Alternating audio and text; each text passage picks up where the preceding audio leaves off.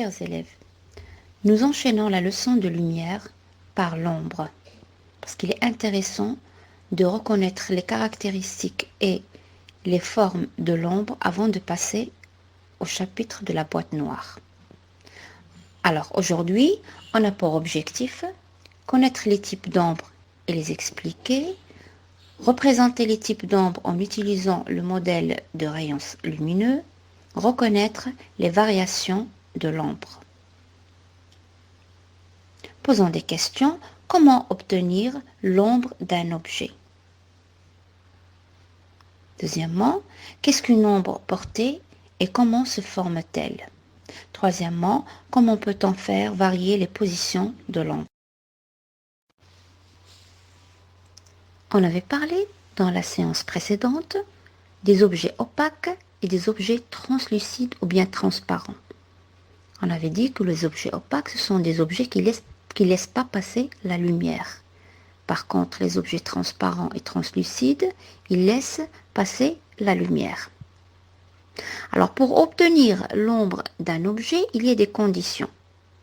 Il faut un objet opaque, une source lumineuse, un écran. Alors, l'écran, ça peut être le bureau, le mur ou bien une feuille. Il faut aussi que les trois objets soient alignés. Ça veut dire qu'ils sont sur une seule ligne. Aussi, la source lumineuse est ponctuelle dont les dimensions sont très petites par rapport aux dimensions de l'objet. Ça veut dire que la source lumineuse, il faut qu'elle soit très restreinte par rapport à l'objet, très petite par rapport à l'objet éclairé. Ensuite, on passe à la question 2. Qu'est-ce qu'une ombre portée et comment se forme-t-elle? On a recours à une expérience.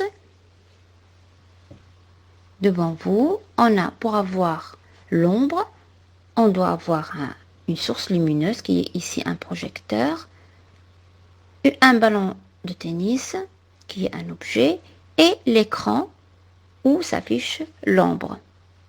Alors, qu'est-ce qu'on observe?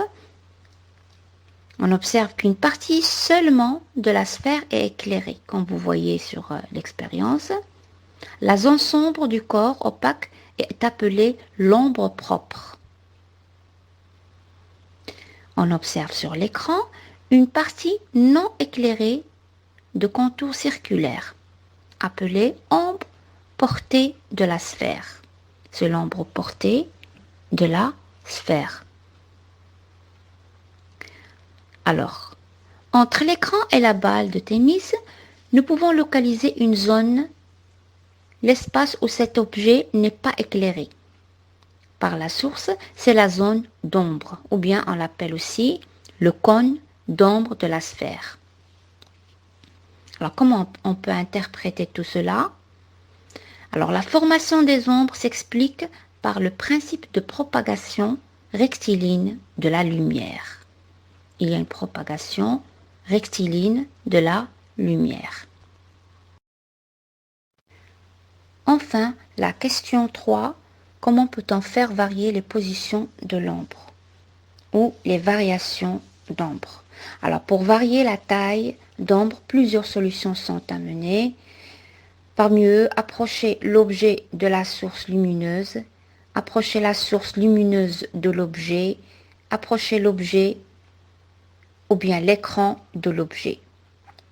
L'ombre aussi se déplace au cours de la journée car le soleil se déplace. L'objet exposé à plusieurs sources de lumière va être le centre de plusieurs ombres.